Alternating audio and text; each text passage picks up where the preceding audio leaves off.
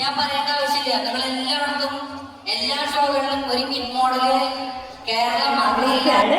നിതീഷ് പുരുഷോത്തമൻ, ഗൗരി കൃഷ്ണൻ തമ്മിലെ സീരിയലിന്റെ ഫെയിമാണ്. And yes, അദ്ദേഹത്തെ കൂടെ വേദിയിലേക്ക് സ്നേഹപൂർവ്വം സ്വാഗതം ചെയ്യുന്നു. ഹായ് എല്ലാവർക്കും നമസ്കാരം. Very good evening. Thank you so much for being here.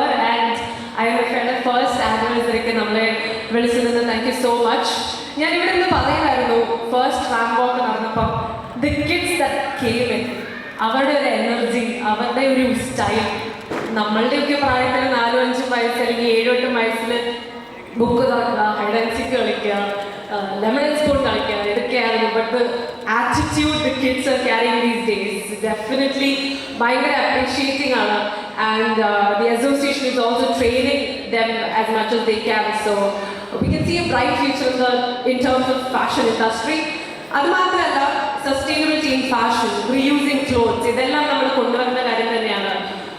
So all the very best to the entire team. May a lot more anniversaries come and may we also be a part of it. So congratulations. Thank you.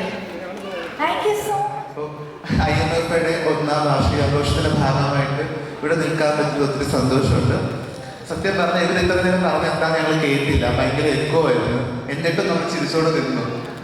എന്തായാലും ഇവിടെ എത്തിച്ചേർന്ന എല്ലാവർക്കും ഒത്തിരി സന്തോഷം. ഇതിന്റെ ആകാൻ പറ്റിയതിൽ I am proud.